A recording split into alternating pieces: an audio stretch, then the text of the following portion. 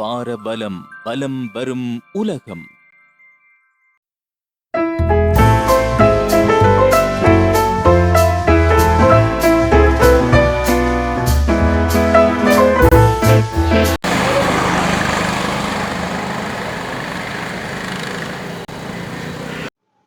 இது வாரபலம் செய்திகள்.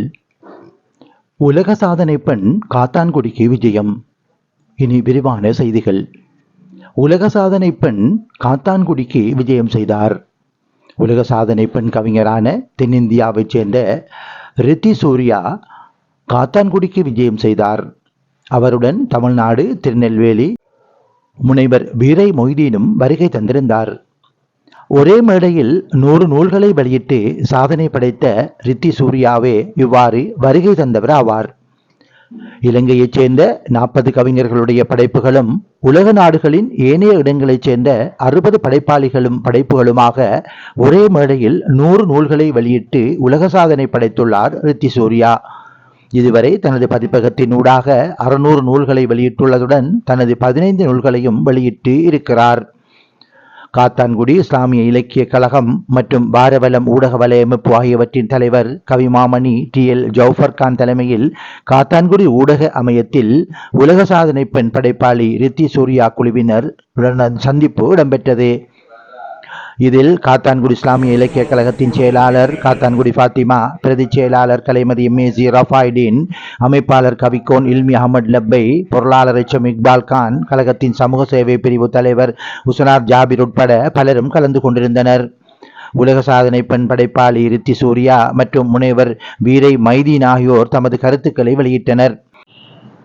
தென்னிந்தியாவிலிருந்து நீங்கள் இலங்கைக்கு வருகை தந்திருக்கிறீர்கள். ஒரு இலக்கிய படைப்பாளி, பல நூல்களை நீங்கள் வெளியிட்டதாக அறிய முடிகிறது. இது தொடர்பாக நீங்கள் சுருக்கமாக எங்களை வாரபலம் யூடியூப் வலைவரிசைகளை காட்டுள்ளோம்.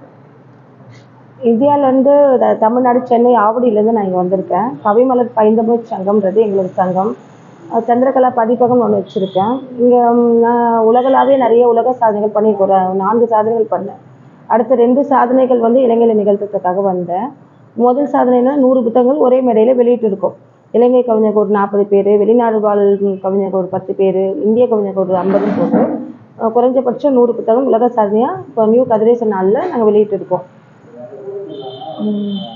எத்தனை நாட்கள் உங்களோட பயணம் இலங்கையில் தொடர்ந்தது? எப்போது நீங்கள் செல்ல போகிறீர்கள்?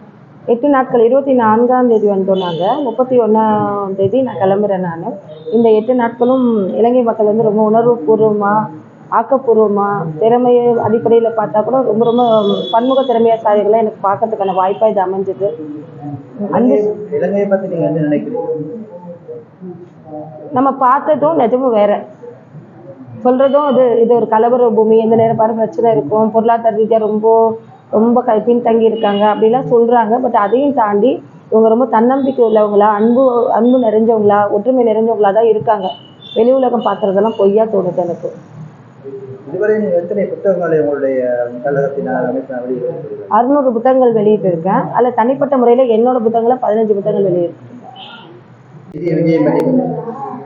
இலங்கை விஜயம், இந்தியாவிலிருந்து இலங்கைக்கு வந்திருக்கிறீர்கள். நீங்கள் ஒரு படைப்பாளி, அதே ரீதியில் ஆன்மீக ரீதியான செயற்பாட்டாளராக இருக்கிறீர்கள். இந்த விஜயத்தின் நோக்கங்கள், இந்த விஜயம் பற்றி சொல்லுங்கள். என்னுடைய கலைத்துறையின் பயணத்தில் ஒரு படிக்கல்லாக இலங்கை விஜயத்தை நான் நினைக்கின்றேன். என்னுடைய இலக்கியத்துறையில் வெகு நாட்களாக புத்தகம் போட வேண்டும் என்ற ஒரு ஆவல் இருந்தது. அது இலங்கையிலிருந்து என்னுடைய முதல் புத்தகம் வெளியாவது மிகப்பெரிய மகிழ்ச்சியை அளிக்கிறது. எல்லா புகழும் இறைவனுக்கு. கவிமலர்களின் சங்கத்தினுடைய தலைவர் ரித்தி சூர்யாவுடைய உதவியின் காரணமாக அந்த 100 புத்தகங்கள் வெளியீட்டு விழா உலக சாதனை நிகழ்வாக நிகழ்ந்த பொழுது என்னுடைய புத்தகம் வெளியானது மிகப்பெரிய ஒரு வித்வேகத்தை தந்திருக்கிறது. என்னை அடிக்கடி என்னுடைய புத்தகங்கள் வெளிவருவதற்கு இந்த முதல் புத்தகம் அடிகோலாக அமையும் என்று நினைக்கின்றேன். இளம்பிறையின் இளங்கீற்றுகளாக இருந்த இந்த புத்தகம் என்னுடைய கவி உலகத்திற்கு மிகப்பெரிய ஊற்றுக்கண்ணாக திகழும் என்று நினைக்கின்றேன். இலங்கை மக்களை பற்றி நினைக்கிறேன். இலங்கை மக்கள் மிக அழகான மக்கள், நல்ல பண்பாக அன்பாக பழகக்கூடிய ஒரு மக்களாகத்தான் நான் கருதுகிறேன். அதே போல் இப்போ சமீபத்தில் கென்யாவில் சென்றிருந்த போது அங்குள்ள மக்களையும் அதே போல தான் அறிந்து கொண்டேன். ஜமாத்திற்காக சென்றாலும் அவர்கள் மிகவும் பண்பாக, பாசமாக, ரொம்ப அரவணைப்பாக இருந்து மிக்க மகிழ்ச்சி தந்து இலங்கை மக்களும் அதுபோலவே இருக்கின்றார்கள்.